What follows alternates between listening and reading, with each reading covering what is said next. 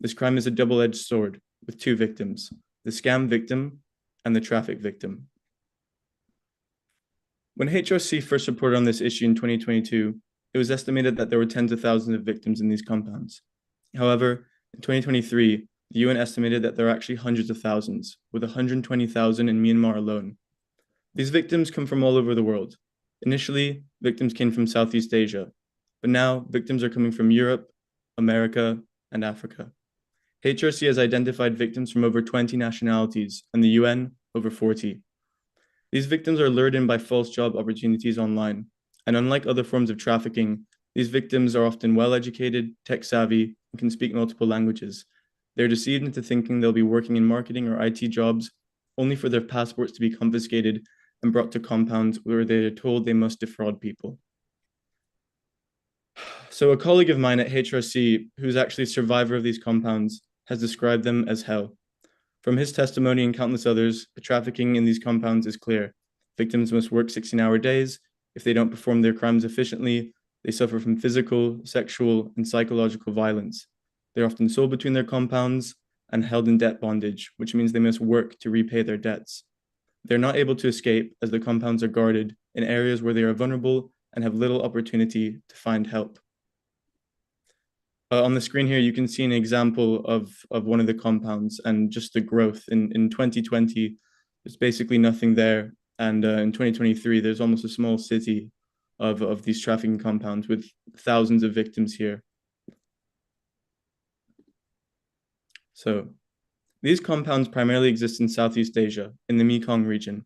They're often found within special economic zones in areas with poor governance and powerful transnational organized crime groups. The situation is particularly problematic in the Golden Triangle, an area which connects Laos, Myanmar, and Thailand. There's a particularly high amount of these compounds in SEZs. There's a particularly high amount of SEZs in this area, with strong ties to drug trafficking, illegal gambling, and other criminal activities. The SEZs and the compounds in them also have links to business and political elites, and in some cases, such as Myanmar, the military. Now, it's important to emphasize that there are billions of dollars in this specific type of human trafficking. According to the UNODC, just one country in the region is estimated to have earned between 7.5 and 12.5 billion US dollars last year from the scamming compounds alone. This amount of money means that those profiting will not want to lose their lucrative revenue stream. We're also seeing that these compounds are spreading and being built at a rapid rate far beyond the Southeast Asian region to places such as Peru, Dubai, Georgia, Morocco, and even West Africa. Interpol has issued an orange notice on this trend, which means that this form of trafficking threatens the security of almost every country around the world. This crime is growing. So, from that, we can see some trends for trafficking in general in 2024. A trend that we will continue seeing is the move towards forced criminality, rather than forced marriages or traditional forms of forced labor in certain areas. For example, we've detected a significant rise in the number of forced criminality victims coming from Vietnam. There's also a changing of the traditional roles of trafficking origin country and destination country. In the past, Cambodia was an origin country for victims, with Cambodians being trafficked to other countries nearby. Now it's a destination country, with victims from around the world coming to scamming compounds in Cambodia itself. And unlike previous forms of human trafficking, we see a trend where criminal nationalities do not match the destination of origin countries. So for example, Chinese criminals are operating compounds in Myanmar with traffic victims coming from all around the world. So this crime, or trafficking in general, in 2024, we see the rise of technology being used. For example, in the case of the trafficking compounds, the criminals are using social media for recruiting trafficking victims and using cryptocurrencies to scam victims and launder their money. Criminals are utilizing the cutting edge of technology for these crimes. Again, in the case of scamming compounds, we've seen their use of AI software for translation purposes and deep fakes to trick their victims. The criminals' ability to recruit and scam people are also highly adaptive. For example, we have seen the rise of a new type of scam in the compounds, where the victims must complete routine tasks to get easy money, only to be defrauded. Finally, we have economic uncertainty, which leads to individuals taking precarious decisions. People are more likely to take risky job opportunities in known trafficking destination countries when there's limited job opportunities in their home country. It appears that economic uncertainty will continue in many at-risk regions for human trafficking in 2024. I'd like to briefly discuss some positive trends that some responses rather that we'll see in the trafficking compounds in 2024. First of all, the awareness of this problem is increasing and will continue to do so this year. Now, some of you have already heard of these trafficking compounds, which is a sign of this because that's not been the case for a while now. So there's been reporting in the BBC, CNN, Times Magazine, and the general public is more aware. There's also been increased efforts by foreign governments. For example, when embassies of traffic victims pressure local authorities and demand the release of their citizens, we've seen that they have been successful in rescuing them. The role of sanctions can also increase in 2024. The United States, UK, and European Union nations have the power to pressure local governments to take action. HRC actually published a briefing on utilizing sanctions as a tool by governments. The UK government issued a new set of sanctions against criminals associated with the compounds shortly after we published this. We also have exercises such as Interpol's Operation Stormmakers 2, which mobilized law enforcement in 27 countries across Asia to target the scamming compounds. Here we have an example of the UK's recent sanctions last year, and we're hoping for more of this in the year to come. So following on from that, we have the incorporation of technology by law enforcement, which is an encouraging trend. For example, there's been a greater push towards the use of open source intelligence in combating these criminals. Open source intelligence is the gathering and analyzing of publicly available information. As the criminals in this form of human trafficking rely on social media to recruit people and to communicate with each other, open source intelligence provides law enforcement with the ability to prosecute individuals and learn more about the criminal tactics in order to better disrupt their capabilities. International organizations such as UNODC have conducted open source workshops and trained law enforcement to counter this form of human trafficking. And we see this this will continue in the year to come. HRC has also published a mini dictionary late last year, which provided insight into the key words that criminals and the scamming compounds use online. This can be used to investigate cases of trafficking alongside open source intelligence. Finally, there's also been a move towards tracing cryptocurrency transactions.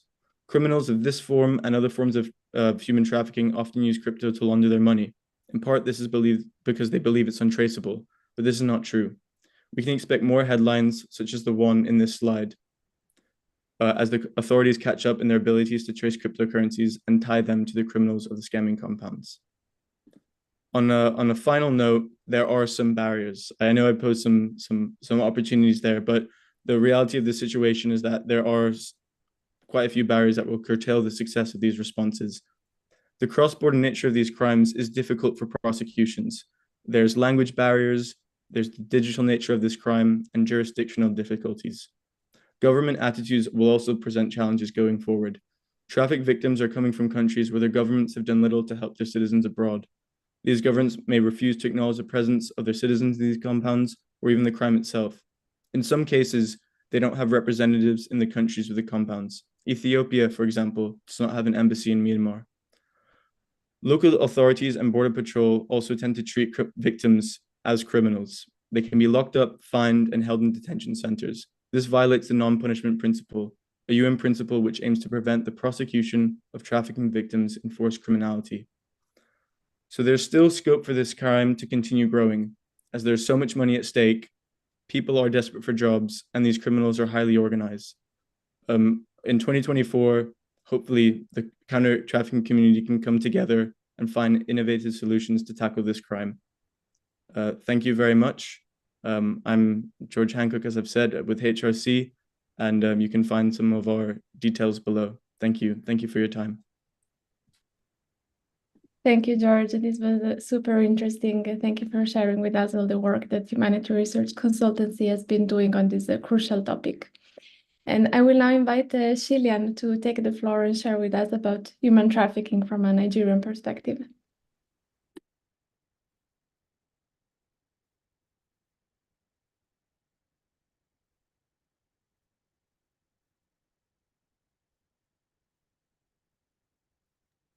Shilian, are you with us?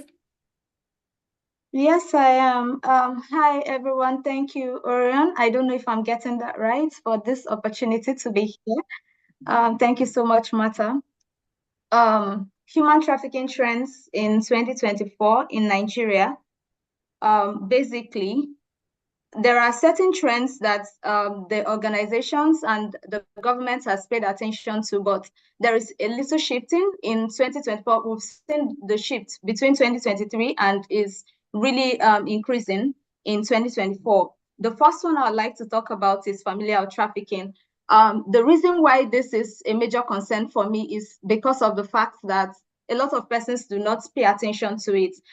So many of the trafficked victims were trafficked within their family context, and the situation increased because it's something that happens within family. I mean, we have cultural issues here. When anything happens within family, you don't talk about it, you don't argue with family, you don't do anything about it. Because of that, this is a major concern. It is something that needs to be given huge attention. The second one is internal trafficking.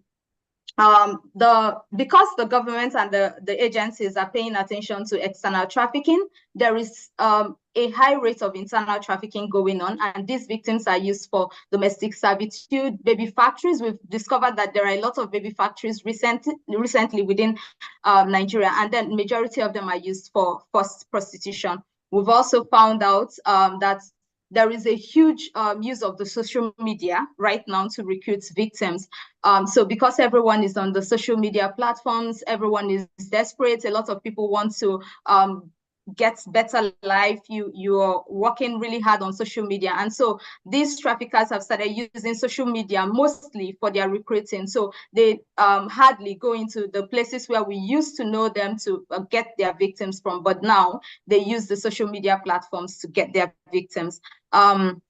Traffickers and victims and smugglers are stemming from people who have been victimized before.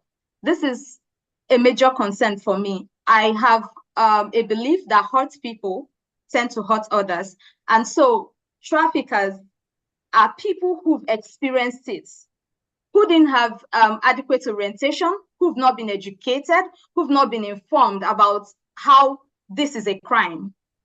People who have, already experienced this pain and also want to inflict this pain on others. As a survivor, I understand this principle, and that's the reason why it's a major concern for me. And I know that so many of the traffickers right now are victims of trafficking who have also been re-victimized. So they are still under the cartel and still working with their traffickers, can't get away, and are used to recruit others. And also the final trend in 2024 that we are seeing and would increase is the fact that the trafficking routes we used to know and we used to work towards guiding, safeguarding the borders and making sure that it doesn't continue has changed.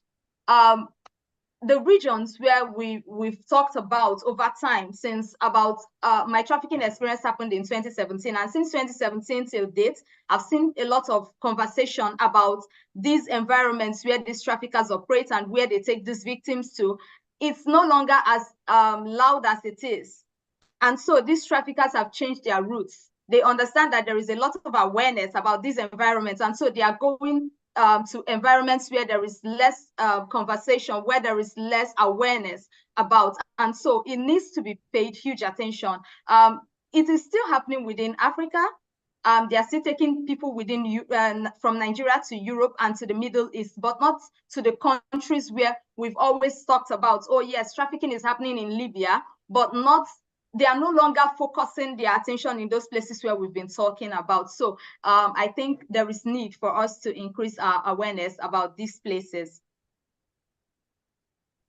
The key challenges in combating human trafficking in Nigeria right now, I'll talk about corruption as the first one. Corruption is a huge problem in this region, and you find out that most of these traffickers are working with people in the sector, people within, even within the anti-trafficking sector, people within, people who are in the agencies that were supposed to protect victims. These are the people they work with to keep their business going. The second one is limited resources. I mean, there is limited resources to fight trafficking. Agencies are paying attention to other challenges in the world and pay less attention to human trafficking. So because there's limited resources to fight human trafficking, you see a wide range of trafficking going on. Lack of awareness and understanding. I believe that right now, we've come to believe that there is awareness of trafficking, and so a lot of people are relaxing. People are not giving the huge talk about human trafficking as they're supposed to, and so even within the anti-trafficking sector, so many people are unaware of what trafficking really is, and they question victims. They make victims speak less when they are supposed to even speak more about what has happened to them. So I think a lack of awareness and understanding of what trafficking really is a challenge. And then we have very weak legal frameworks, and some of the policies that have come up, they are not being implemented. And so this is also a problem. We have social and cultural factors. We have huge demand for exploitative services. This is something that Nigerians don't talk about, but it's a problem. There is, before you have supply, there should be demand, right? And so we are not researching on what this demand is, what is really propelling trafficking, what is really causing trafficking. Why is there no agency talking about the demand for sex workers in different places, and the reason why these traffickers are desperate to get their victims? We really need to look into this demand and curb it. And then I believe that in this region, there is lack of data and research. We hardly pay attention to research. And then vulnerability of migrants and refugees. Most of the victims of trafficking come from internal displaced camps. So most of the victims are internally displaced persons, and we need to pay attention to internally displaced persons, take care of them to ensure that they don't fall victim to human trafficking.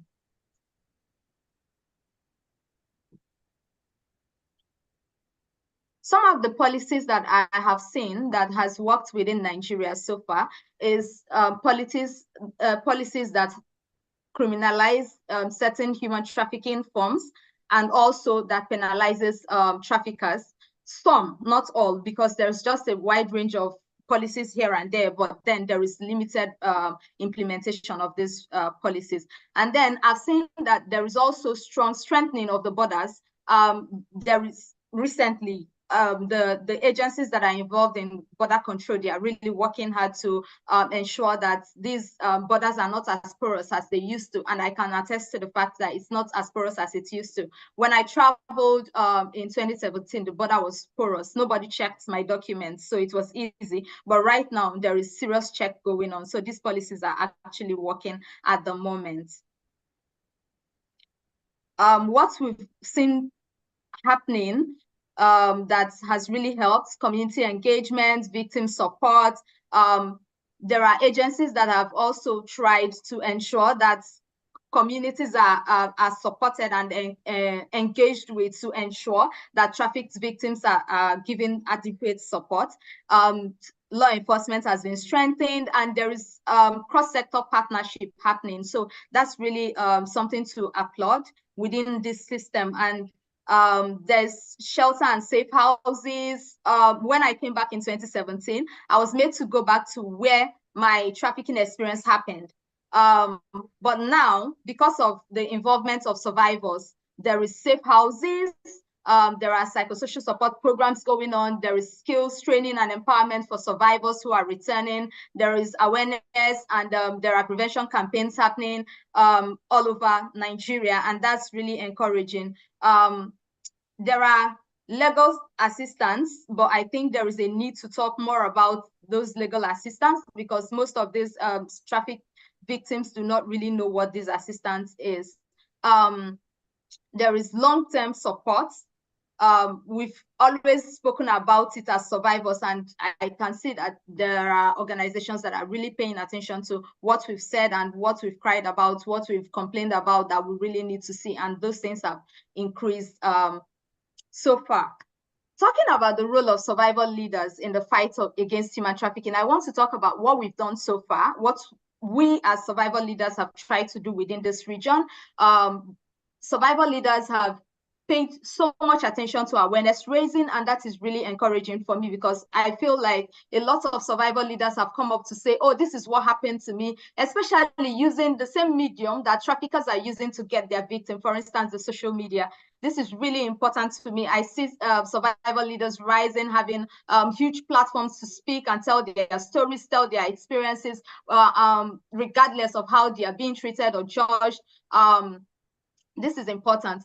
Policy advocacy, peer mentorship, and counseling. This is something that I've seen in the past couple of months happening. I would say within the last 1 year, a lot of survival leaders have risen to give the same support to other survivors. And some who are doing very okay, I would say. I got some of the trainings from other survival leaders, and this is really encouraging. My call to action would be, first, that there is a need to strengthen the penalties. So in Nigeria, you find out that a trafficker will take their victims and work with them for over 2 years, make over 3 million naira from these victims, and the government and the legislature or the law enforcement will just charge them probably 100,000 or 1 year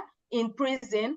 And before 6 months, you find out that this same trafficker is already out. I think there is a need for the government to start strengthening penalties. The penalties are not enough, and it's really increasing the audacity of traffickers. I feel like this is something that they need to listen to survivors about. I would not be exploited for 3 years and alongside other victims in the same environment with the same trafficker who would have made over 20 million naira, and you charge the person less than 1% of what I've seen the person make over time. And this has also made survivors uncomfortable and unsafe, because a trafficker who is charged, a survivor comes to speak up in the court about their experiences, and then eventually these traffickers are given less penalties. These things need to be taken care of. Again, another call to action would be adequate protection for victims. There is no protection for victims. Victims who are ready to speak up about what their experiences were are not really protected by the agencies that should protect them. So you push them to speak or tell their experiences, and also speak in law courts about what happened to them, and for them to penalize their traffickers. And at the end of the day, they are not given the protection they deserve. Also, I think there is need for us to strengthen the border controls, increase the border controls. I know that there's efforts going on, but more needs to be done, because traffickers are finding new routes. It's still within Nigeria. I don't know if they are the ones creating those routes, but then something needs to be done to close those borders. There should be meaningful engagements with survival leaders. I've heard agencies say, use survival leaders to bridge the gap. Don't use survival leaders. Involve and engage, include and engage survival leaders. You don't use them to do whatsoever you wish. So you create a particular project. You don't try to fit survival leaders into the project, and then you just pick probably one person to I don't know how to put this, but then you make it look like there's survivor engagement and involvement in the project. Meanwhile, there's nobody who's speaking up for survivors in your project. So I think there is need for meaningful engagement. I would also call that there should be funding for survivor-led organizations that have seen it, that understand what it's like, that know the root causes, that have experienced it, needs to be funded to help in solving human trafficking. Include survivor leaders in policy development, include survivor leaders in capacity enhancement, and also recognize and support survivors. I'll say that generally, the rise of human trafficking would be stopped if survivor leaders are included and meaningfully engaged in 2024, a lot will change because we've seen a lot of progress in the past years because of survival leaders, and we need to continue. Thank you so much, and I hope I didn't exceed my time.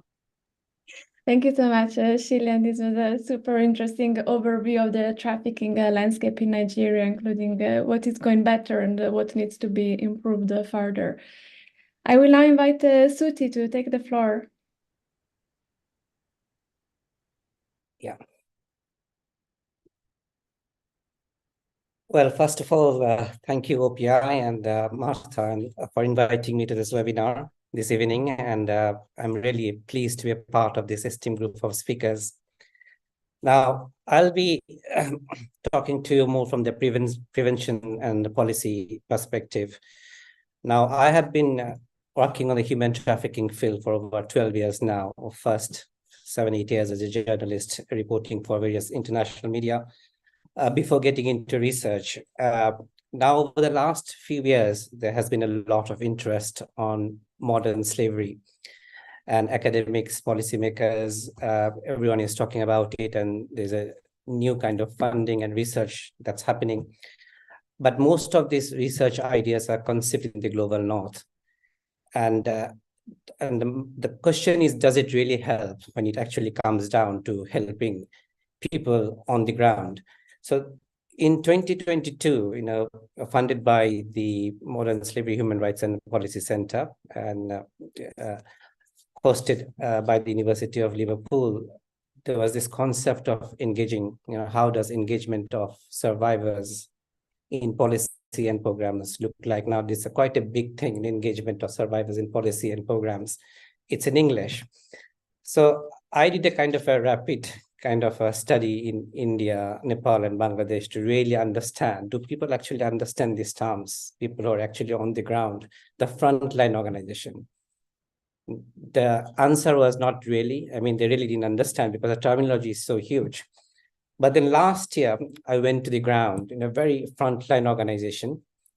And that organization sits on the India-Bangladesh border, very vulnerable to climate change. And there are cyclones every now and then.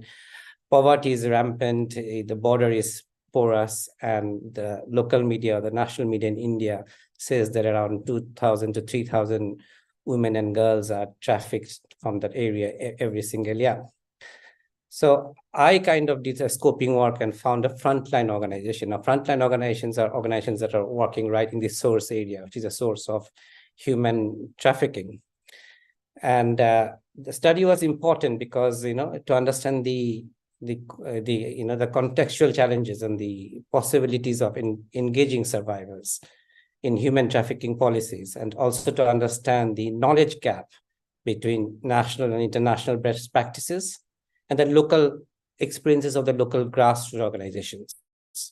So what did we find? One of the things that I found was that, it is survivors, rehabilitation journey that actually informs policies and programs, not necessarily the trafficking journey. Every survivor has a story which they would not like to talk about, how they were trafficked. Now, that's extremely important for criminal investigation and so on. But it is actually the traffickers' rehabilitation journey, because when a survivor comes back home or she's rescued, she has to face enormous level of stigma and discrimination in the society. And sometimes she's not accepted by her own parents. But remember that these are very poor people, not very educated. But when I went to the field, I realized that the frontline organization was using a very important tool. It's called Survivors Intake Tool. There are 10 to 12 dimensions here. So what they do is that when a survivor comes back home, they kind of analyze what her needs are, basic needs of house, food, shelter. Do they have it or not?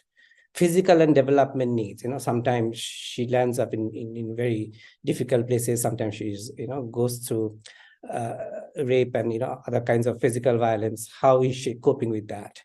And then emotional and mental health. The level of trauma that she goes through is massive. Her self-esteem is all-time low. She's also very young and she doesn't really know how to cope with how to kind of deal with the situation.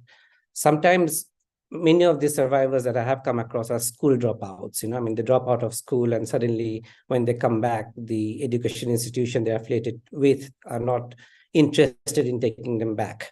But then the community-based organization has to play a role to convince them to take them back.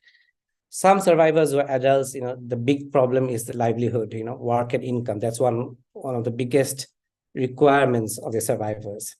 Family relationships is one, because most families do not want to take them back. Even if they take them back, they want to marry off the girl because of the social honor or the dishonor that she might have brought onto the family.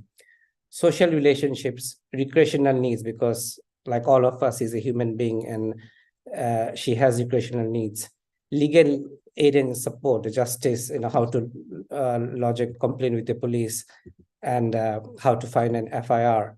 These are basically, when a survivor comes back home, there are 10 to 12 programs that needs to be activated parallelly. And this is a part of our rehabilitation program, and normally this is how the star of well-being based on what I just showed. Like, for example, if a survivors, they kind of grade themselves, where do they stand in terms of their, this is in the local language, Bengali language, but for example, if the basic needs, one of the survivors graded herself as 2, and then physical and development needs, she scored herself 3. But this is how the star of well-being looks like. I mean, the bigger the circle means you are on the path of rehabilitation. The smaller the circle, there's a long, long way to go.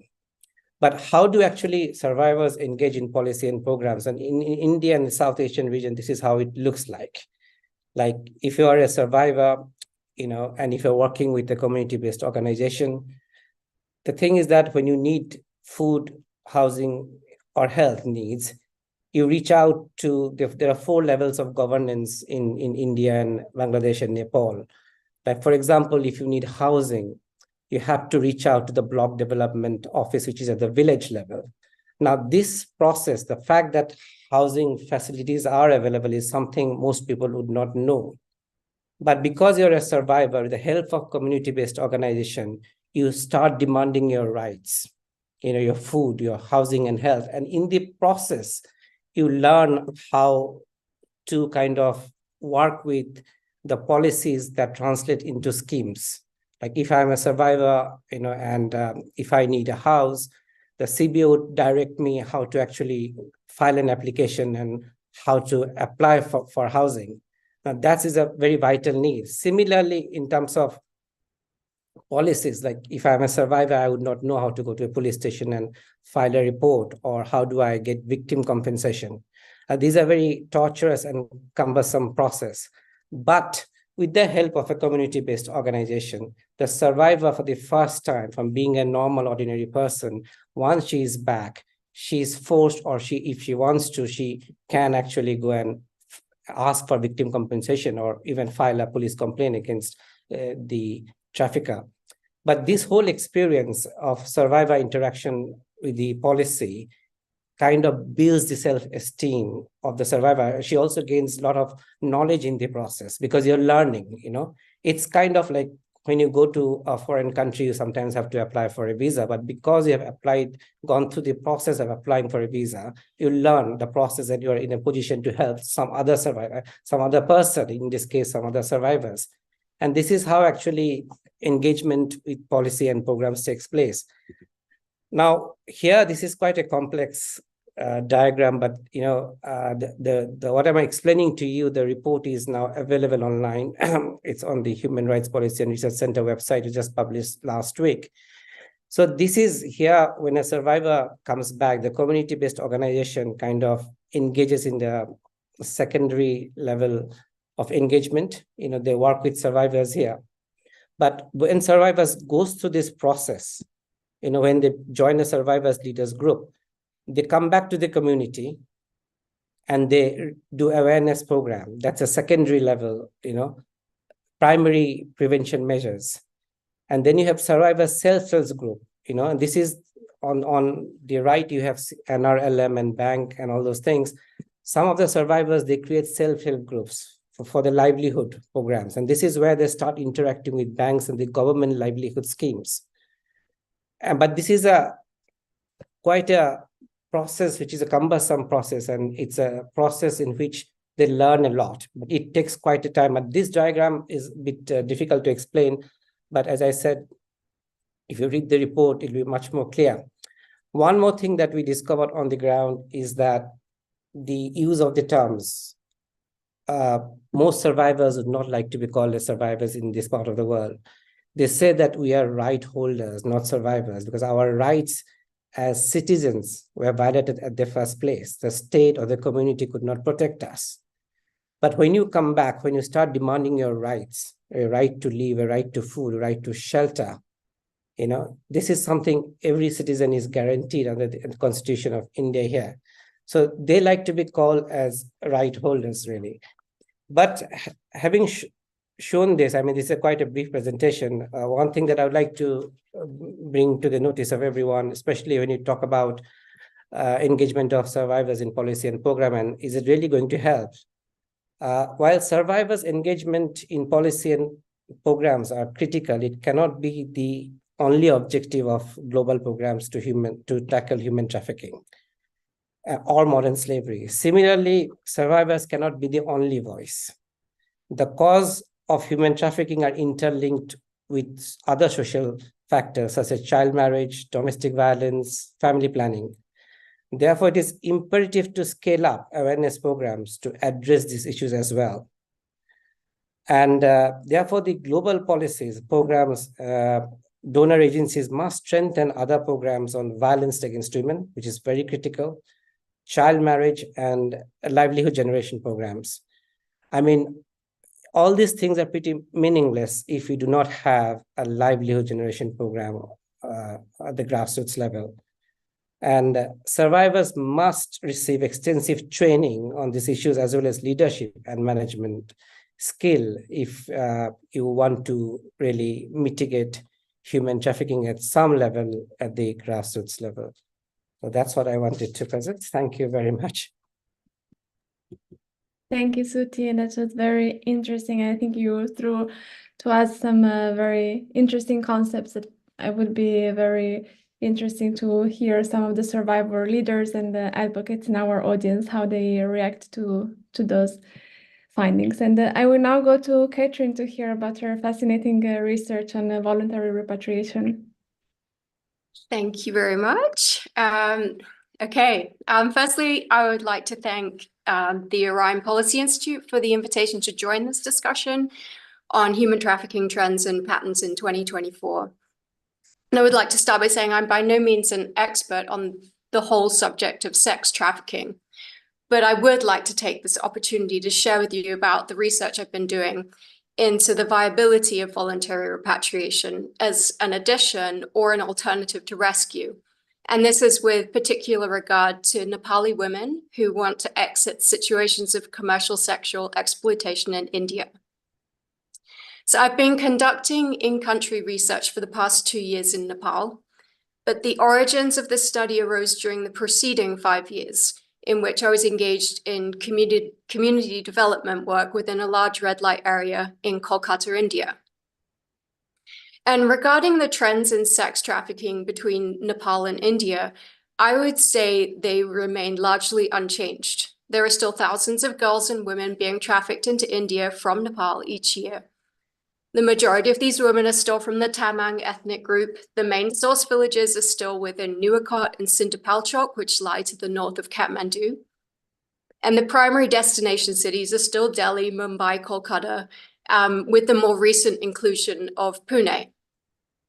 And the women can still expect to be transferred between these cities at various points in their exploitation journey.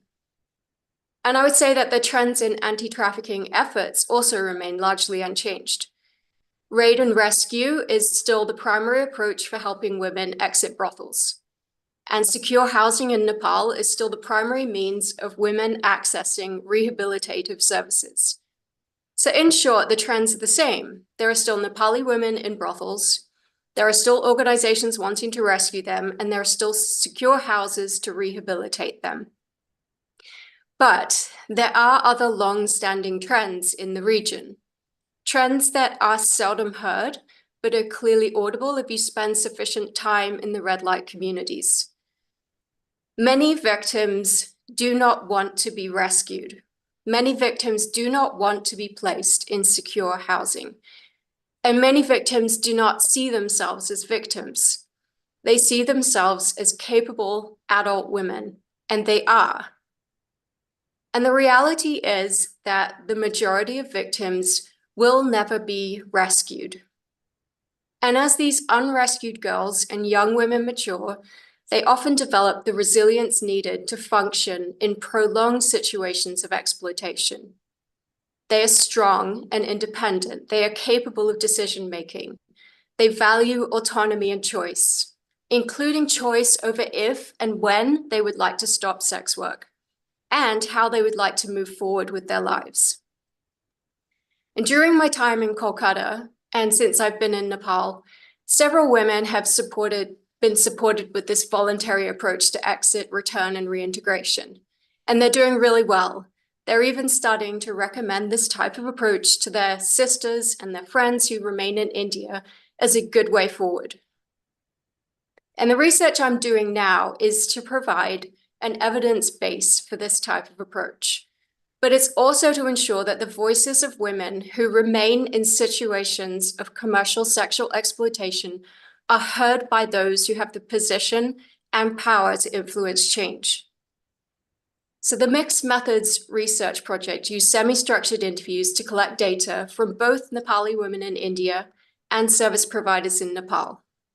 And the aim was to assess the viability of voluntary repatriation and to determine the level to which services in Nepal are able to address the difficulties, the needs, and the priorities of these more autonomous women.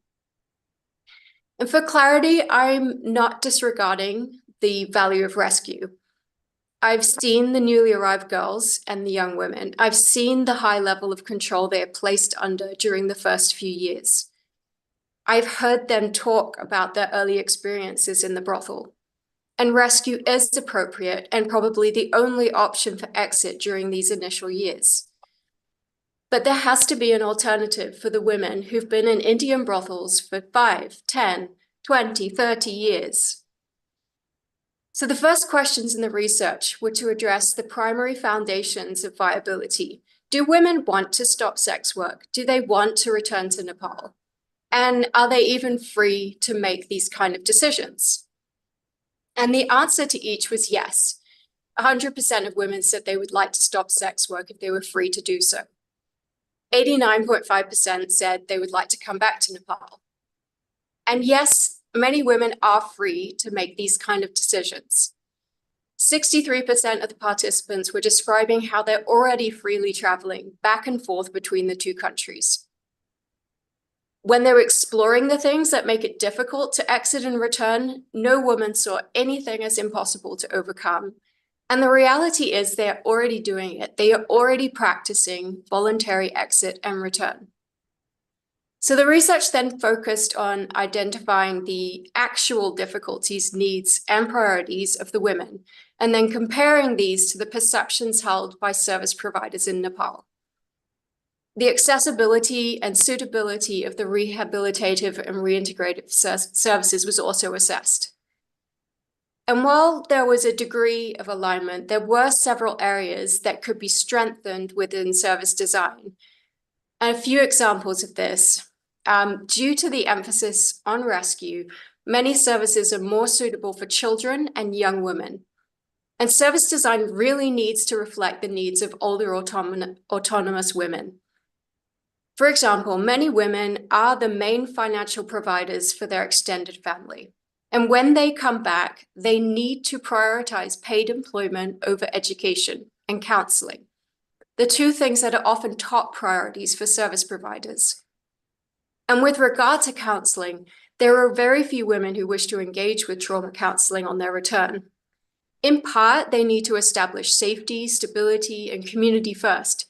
But there are also significant issues in how compatible Western trauma theory is and counseling techniques within the Nepalese context. Women with children may struggle to find housing that will accept them, especially if she has a child who is a teenage boy. There are no alternatives to secure housing, for example, rental support until paid employment is secured. And as a general comment on secure housing, the security, the restrictions on movement, the restrictions on family connection, and the prescribed routines are often denying choice in the name of safety. And there is a really unsettling similarity in the way that women are describing their experiences in secure NGO housing with how they describe their early experiences in the brothel. There are also some broader recommendations, such as repatriation policy really needs to acknowledge that there's two pathways out of commercial sexual exploitation: rescue and voluntary exit. Victim guidelines, victim identification guidelines need to recognize the existence of the non-rescued victim or the individual who does not wish to identify as a victim, but has been affected in exactly the same way and should have the same access to rehabilitative support and funding. Service provision needs to be person-centric rather than housing-centric. So any person who has experienced commercial sexual exploitation should be able to access help, not just those that live in NGO shelter homes. There needs to be increased collaboration between service providers in Nepal to ensure that women receive the best care for their unique set of circumstances. It's unlikely that one service provider will meet the needs of every person, or even meet all the needs of just one person. And then on the collaboration front, it would be better if service providers in Nepal and India were also collaborating. This would enable the capacity building opportunities to be matched in both countries. There would be a consistency which would allow women to streamline their reintegration process. It would also ensure that women in India know that they have options in Nepal. I visited Pune recently and spoke with a group of Nepali women, and they had no idea that there were any options for them in Nepal. And one woman asked me if she was too old to receive help, as she'd seen the number of organizations focusing on children and young women. She was 40, she's younger than me, and she believes that she is too old for a different future. So in finishing, what my main hopes are for the trends in 2024, firstly, that our perception of sex trafficking victims and survivors would expand to include the large number of women who have never been or unlikely to be rescued, who are now mature women whose difficulties and needs are different from, but equally valid to those of a child or young woman. And secondly, that this shift in perception would lead to inclusive policies and service design that will facilitate the dignified repatriation and reintegration of all those who have experienced sex trafficking and commercial sexual exploitation. So thank you very much. Those are my views coming from the research and my time in India and Nepal. So thank you so much. Thank you, Catherine. It's not our first webinar together, and it's always such a great pleasure to hear about your research in Nepal and India. So I remind now the members of the audience that we still have a few minutes left. So if you have any question or comment, there is someone that you would like to pick up on, please feel most welcome to do so in the Q&A option at the bottom of your screen. In the meantime, I see that Awa Francisca, who is from Survivors Network Cameroon, wrote a question for George. She's saying that a lot of what you're describing, George, in terms of the trafficking compounds is happening in Cameroon as well, but that they don't have capability or resources to include this in their organization's activities. So she's asking about what opportunities either for partnering with the HRC or in general, what organizations that don't have the resources can do to address this very complex problem in their own regions. Yeah, hi, Awa. Yeah, great question. And yeah, thank you. Thank you for saying we're doing a good job. We're trying. I did not know that this was happening in Cameroon. Maybe we can speak more about this after, because Are you saying that there's trafficking victims from Cameroon, or that there's the compounds in Cameroon? But either way, yeah, the lack of capabilities or resources is a problem for many survivor network organizations, as the fellow panelists have discussed. But it's something that can be built on. HRC has worked with an organization in Bangladesh called Anirban, and despite having very limited resources, they've managed to do some pretty incredible work. So I can speak to you more about that later. But yeah, thank you for your question. Thank you so much, George, for picking on this. And if anyone else has any question before we close the webinar, please feel free to do so. If not, I will ask our panelists to give a conclusive remark to end the panel. It could be a wrap-up summary of what you said, or could be picking up something that another panelist contributed to the discussion.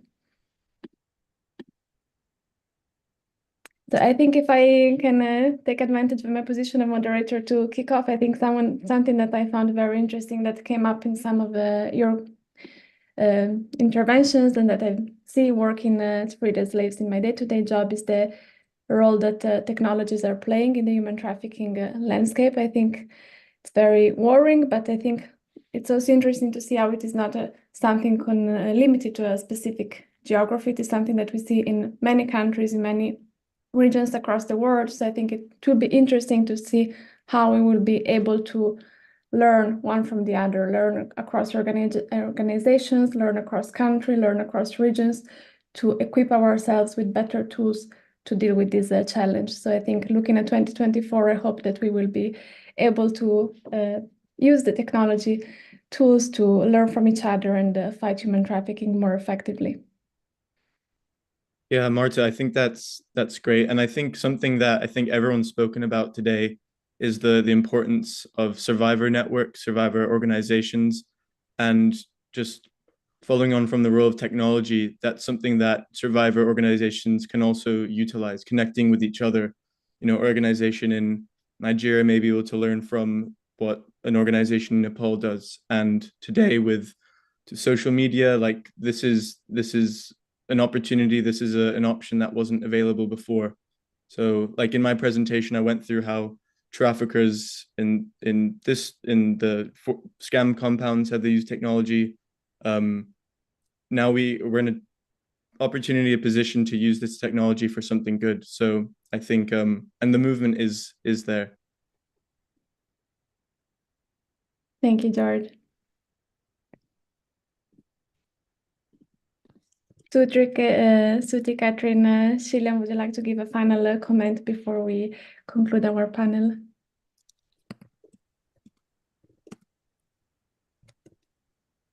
Yes, Suti. Yeah, just kind of echoing what you and George just mentioned, you know, in my experience over the last 1 year, almost all the survivors that I have met were actually, they became victim through social media, you know. Then that's something, even in areas which are actually very, very poor, very, very remote parts of the world, because the Facebook kind of works, and even if they're not educated, they can obviously hear and see. So social media is one big medium of how people are getting trafficked, but one of the ways of engaging survivors would be they know the process, you know, they have been through this process, and it's important that the survivors in respective regions, you know, in their own language, come up with a kind of a framework or kind of some guidelines to help other people in the region, really. And I think the technology companies themselves can help, you know. One of the challenges is that the frontline organizations, you know, I mean, most of the people who are working on the front line, they do out of passion, to be honest, you know, and they're not really, you know, they don't have university degrees or something like that. So they really do not know how to use sophisticated technology, or, you know, I mean, they're fighting organized crime with very little resources. But one of the ways how survivors can digitally empower others is to share the experience, or at least the touch points, because obviously the way human trafficking, the traffickers work is that they use certain kind of language in respective areas. And it's important to make people aware about what kind of tools and tactics they generally use. And that's what I'm looking at this year, is to encourage more survivors to create guidelines in their own local languages in own respective areas, and highlight those so that it can be used as a prevention tool. Thank you. Thank you, Suti. And I see that we have a question that perhaps Shillian, you want to pick up. Swat is asking, in addition to supporting survivors and increasing awareness, as we have been highlighting in the webinar, what actions do you believe that governments and international organizations should be taking to improve deterrence? Is it for me? I think perhaps Shillian wants to pick up on that, since she had already her hand. Maybe she wants to include her comments.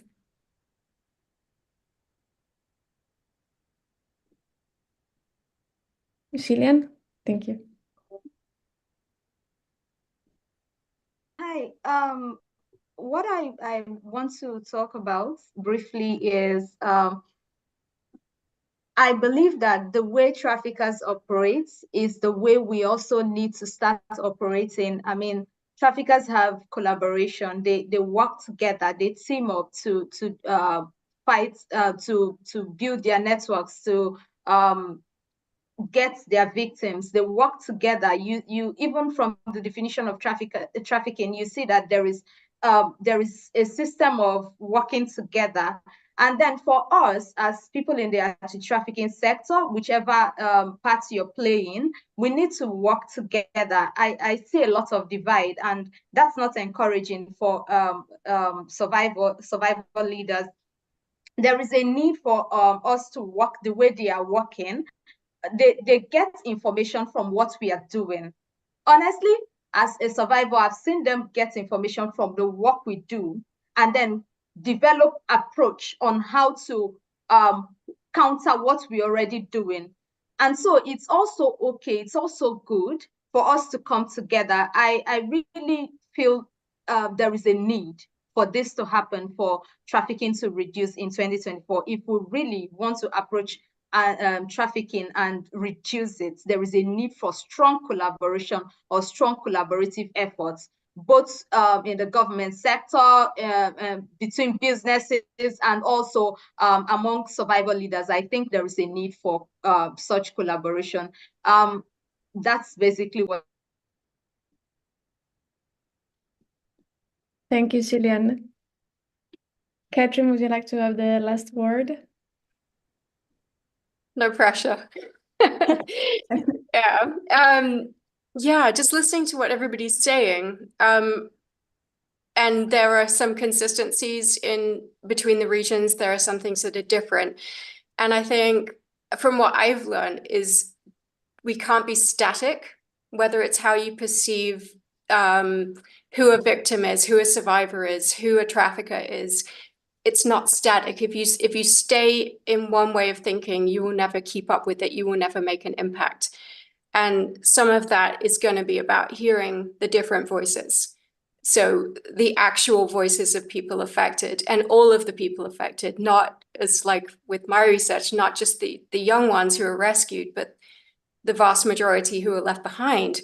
Or as other people mentioned, who are the pimps in sex trafficking? What's their story? What is the story of the trafficker? What is going on here? And I think we need to be willing to have an openness to learn and rethink our approaches and base things more on a learned reality, whether that's through research rather than basing things on assumptions.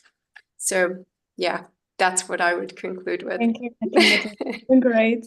And in the meantime, I see a very last question from Stephen that perhaps George, you're the person to take this. He's asking about advancements in technology and how they can be leveraged to combat human trafficking, and how can individuals, so not only organizations and governments, contribute to support these technology-based initiatives.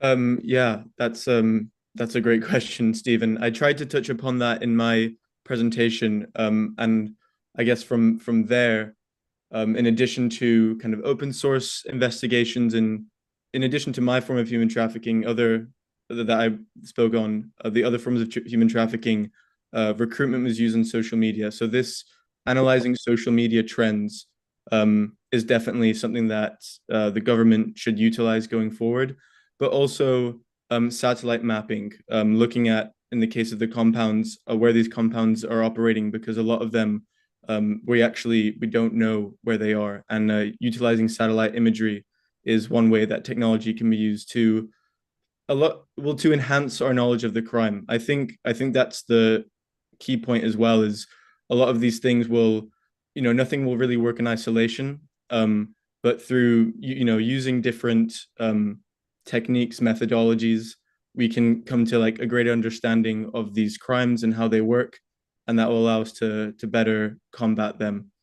But yeah, I'd love to speak to you more about that, and especially the role of technology going forward in 2024 and even beyond.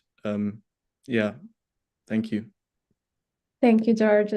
So with this, we are concluding this webinar. Thank you once again, George, Cillian, Suti, and Catherine, for sharing your knowledge with us today.